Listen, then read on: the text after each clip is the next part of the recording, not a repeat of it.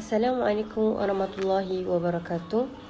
في هذا اليوم أريد أن أتكلم عن موضوع الحج والعمرة. أمي أميرة بنت أدنان ورقم مصفوفة 12139490 وأنا صفية بنت شيخ فيصل 12139491.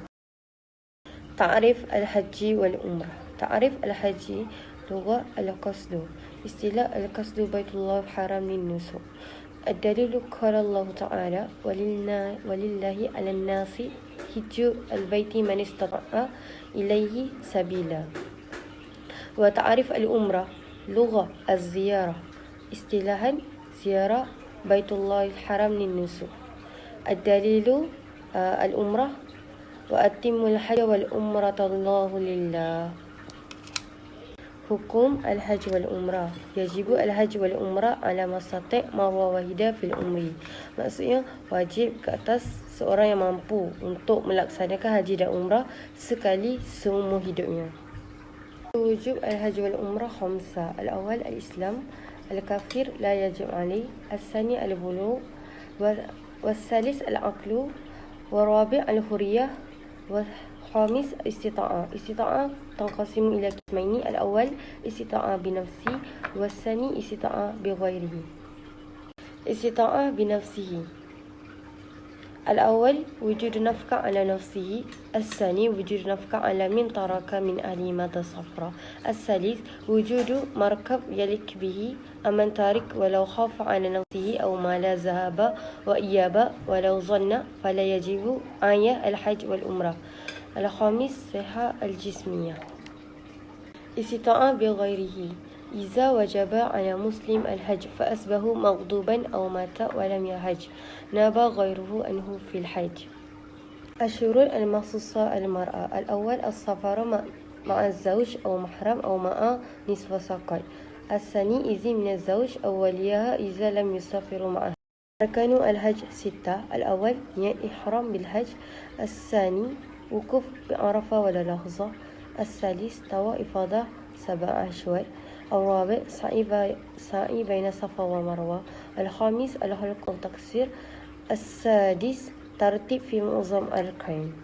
ولكن أركان العمرة 5، الأول نية إحرام بالعمرة، الثاني طواف عمرة 7 أشواط، الثالث السعي بين الصفا والمروة، الرابع الحلق أو تقصير على أقل، الثالث شعر الرأس، الخامس ترتيب. Wajibat al-haji wal umrah, maksudnya benda yang wajib dilakukan pada haji dan umrah. Al-awwal niat al-ihram min al-miqat, al-thani ijtinab mahzur al-ihram, maksudnya jauhkan tempat-tempat yang larangan, al-sadis al-mabit bi Musdalifah, al-rabi' ramya al-jumrah kubra yaumul nahri, الخامس المبيت ليالي من الأيام تشريق، السادس رمي الجمرة 3 أيام تشريق، يبدأ برمي الجمرة الأول ثم جمرة وسطى ثم جمرة كبرى. المحرمات الإحرام للرجال والنساء، maksudnya perkara-perkara haram ketika ihram yang dilakukan oleh wanita dan lelaki. الأول استعمال الطيب في بدن أو ثياب، الثاني قطع شجرة الحرم أو نبات الرطب غير مؤذي، الثالث عقد نكاح أو لغيره، الرابع الجماع، الخامس قتل الصيد البر المأكول أو اصطياده، السادس مباشرة بالشهوات. Muharamat al-ihram lirrijal, maksudnya perkara-perkara haram ketika ihram bagi lelaki ialah al-awwal labisa al-muhid atau ma'kul fil badan, taghtiyah atau ra'su atau ba'duhu bi malsik. Lin-nisa, bagi perempuan, labisa al-fakaz sitru wajhu bima massa al-wajh. Seterusnya kita pergi pula kepada iaitu adab, mengenai masalah adamu fil haji wal umrah, iaitu mengenai isu-isu permasalahan berkaitan dam, bayaran dam pada haji dan umrah. Sebelum itu, kita perlu mengetahui bahawa apakah itu dam. Maksud dam, adab ialah denda yang dikenakan kepada jemaah yang mengerjakan haji dan umrah kerana meninggalkan perkara-perkara wajib, melakukan perkara-perkara yang dilarang, sama ada dilakukan secara sengaja atau tidak sengaja, ataupun mahupun tidak mengetahui sesuatu perkara itu. Manakala dam boleh terbahagi kepada beberapa jenis, iaitu terdapat 4 jenis dam. Pertama, dam tertib takdir. Kedua, dam tertib dan takdil. Ketiga, dam tahyir dan takdir. Keempat, dam tahyir dan ta'dil. Seterusnya, kita masuk pula kepada jenis dam yang pertama, iaitu dam tertib takdir. Apakah maksud dam tertib takdir? Maksud tertib iaitu melakukan satu dam yang telah ditetapkan, dan jika tidak mampu, lakukan dam berikutnya yang telah ditetapkan. Manakala takdir pula iaitu kadar dam yang telah ditetapkan oleh syarak.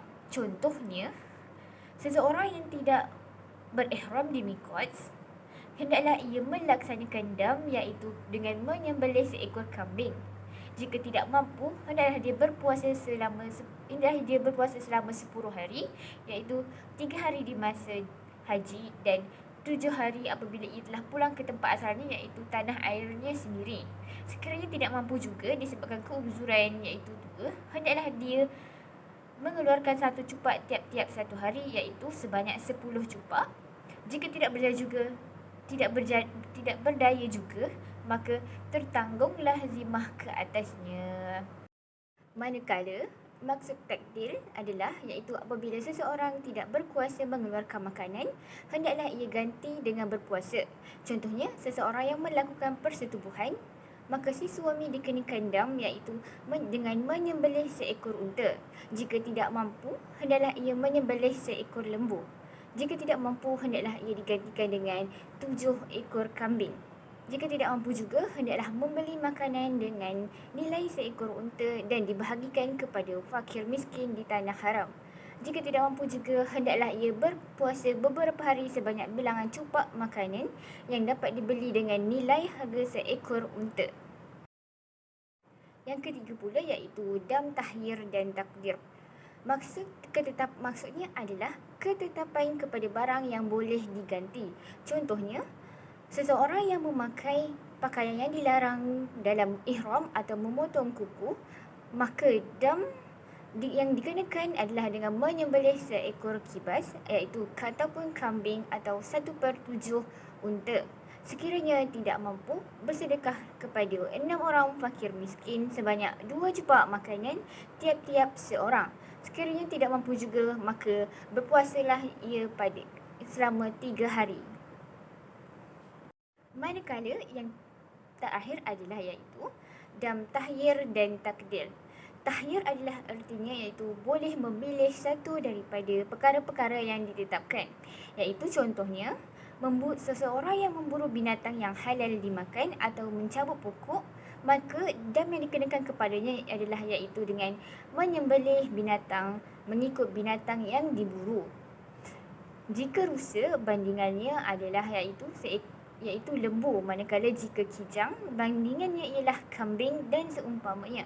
Jika tidak mampu, hendaklah ia membeli makanan dengan nilai harga binatang sebagai bandingan dan dibahagikan kepada fakir miskin di Mekah. Sekiranya tidak mampu juga, hendaklah dia berpuasa beberapa hari sebanyak bilangan cupak makanan yang dapat dibeli dengan harga nilainya iaitu 1 cupak 1 hari. Maka di sini terdapatlah isu mengenai permasalahan bayaran dam. Yang pertama adalah dam kerana melakukan larangan semasa berihram. Ia boleh dilaksanakan mengikut pilihan manakala kadarnya telah ditetapkan, iaitu sesiapa yang melakukan larangan seperti bercukur, memotong kuku, iaitu melalui dalam manasik al-hajj menyebut bahawa dam memotong kuku wajib mengeluarkan 1 cupak makanan, manakala dam memotong 2 kuku wajib mengeluarkan 2 cupak makanan, dan dam memotong 3 atau lebih kuku pada masa yang sama, maka ia wajib mengeluarkan dam tahyir dan takdir, iaitu hendaklah menyembelih seekor kambing atau bersedekah kepada 6 orang fakir miskin sebanyak 2 cupak makanan tiap-tiap seseorang, atau berpuasa selama 3 hari. Dan sebagainya, dia wajib sama ada menyembelih seekor kambing, berpuasa selama 3 hari atau memberi makanan kepada 6 orang fakir miskin di tanah haram sebanyak 0.5 gantang gandum untuk setiap orang. Seterusnya, isu yang kedua adalah mengenai halangan. Dam yang disebabkan oleh halangan, ia dilaksanakan mengikut urutan manakala gantinya mengikut persamaan. Contohnya, sesiapa yang terhalang mengerjakan haji setelah berihram, dia wajib menyembelih seekor kambing di tempat dia tersekat. Jika tidak mampu, dia hendaklah bersedekah makanan yang setara dengan harga kambing tersebut kepada fakir miskin. Dan jika tidak mampu juga, dia hendaklah berpuasa sehari bagi setiap cupak makanan berkenaan. Manakala isu yang ketiga pula iaitu isu kerana meninggalkan jemaah yang meninggalkan perkara wajib haji. Dan kerana meninggalkan wajib haji adalah ia dilaksanakan adalah mengikut urutan dan kadarnya telah ditetapkan. Contohnya, seseorang yang meninggalkan satu daripada wajib haji, dia wajib menyembelih seekor kambing yang layak untuk korban atau sama ada 1/7 lembu atau unta. Manakala jika semuanya tidak didapati, dia wajib menggantikannya dengan berpuasa selama 10 hari, iaitu semasa haji dan 7 hari setelah dia berada di dalam tanah airnya sendiri. Maka secara kesimpulannya didapati bahawa di sini dam bukanlah satu alternatif ataupun jalan yang mengharuskan seseorang untuk melanggar tuntutan-tuntutan yang telah ditetapkan oleh syarak. Oleh kerana itu, dam ini adalah berfungsi sebagai denda atau tebusan terhadap kesalahan yang dilakukan. Ia tidak boleh sesekali dijadikan helah ataupun alasan untuk bagi seseorang untuk meninggalkan tuntutan-tuntutan dalam ibadat haji maupun umrah secara sengaja. Sesiapa yang melanggarnya, maka diwajibkan ke atasnya untuk membayar dam iaitu denda sebagaimana yang telah ditentukan oleh syarak. Oleh kerana itu, ini dapat disimpulkan bahawa Islam itu adalah agama yang paling indah dan teratur dalam pengurusan segala aspek untuk menunaikan ibadah haji dan umrah.